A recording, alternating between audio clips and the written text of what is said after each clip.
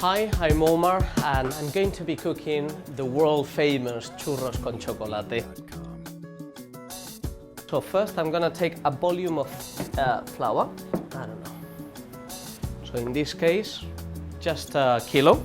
So I'm going to pour exactly the same amount of water.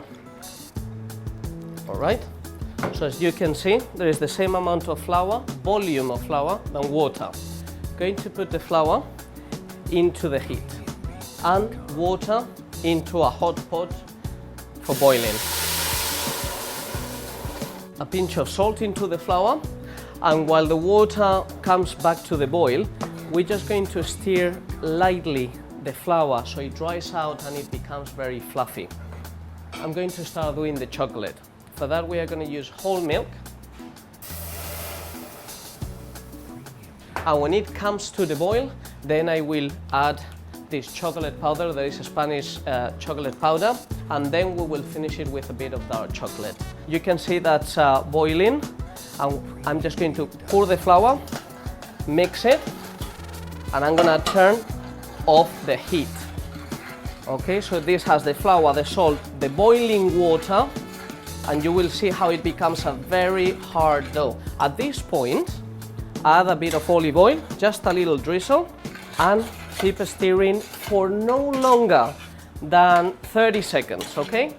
And all I'm going to do is put into a work surface olive oil so it doesn't stick. Take this dough, look how hard it is.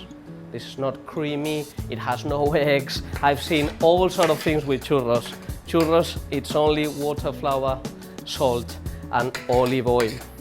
Okay, the milk is starting to bubble, okay? So when that happens is when we need to actually add the hot chocolate powder, okay? Now we're gonna stir it so it takes a good consistency. Bring the heat a bit down so it doesn't burn. Chocolate is very delicate, we don't want to ever burn it.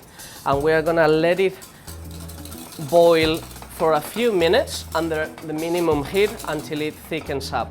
Meanwhile, let's go back to our friends, the churros. I'm gonna put a bit more olive oil on the top, okay? Mix my hands with a bit of olive oil. All we want to do is give it a few folds, but not too much. Can you see that all the flour has disappeared? You know, and there is a few lumps, but not much. Let's give it a good stir to the chocolate. Chocolates burn very quickly, as I said.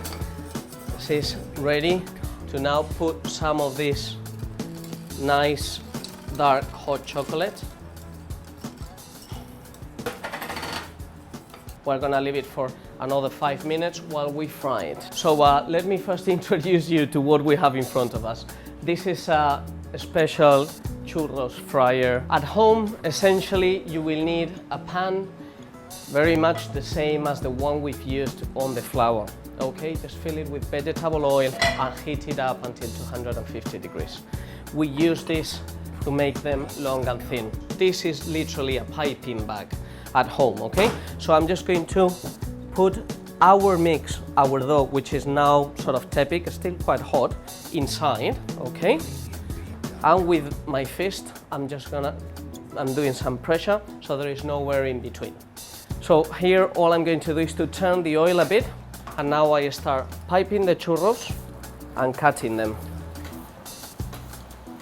As soon as they drop, they come up again and start frying immediately. After around 30 seconds, all we want to do is to turn them around. I'm gonna put them together and turn them. There will be some churros that has to stick together. Just flip them, shake them a bit, and they will separate.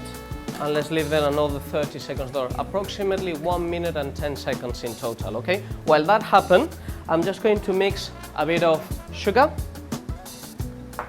with a tiny bit of cinnamon. I'm gonna take them out, drain a bit of the oil, put them there. At home, I'm using this cone, just use a bit of kitchen paper. And now, all I'm going to do is just put a bit of this sugar on top while they are hot, so the cinnamon becomes quite aromatic. Put them into this cone. As you can see, they are very irregular, you know, but that's the beauty of churro. It's a fanfare type of grab and go thing. My chocolate is ready. And you can see this is very hard. But on the inside, how they are still uncooked. Dip it in your hot chocolate. Can you see how thick it is? It doesn't run down. So you will find this recipe at Tapas Revolution book. Hope you enjoyed. Real churros for everyone. Great.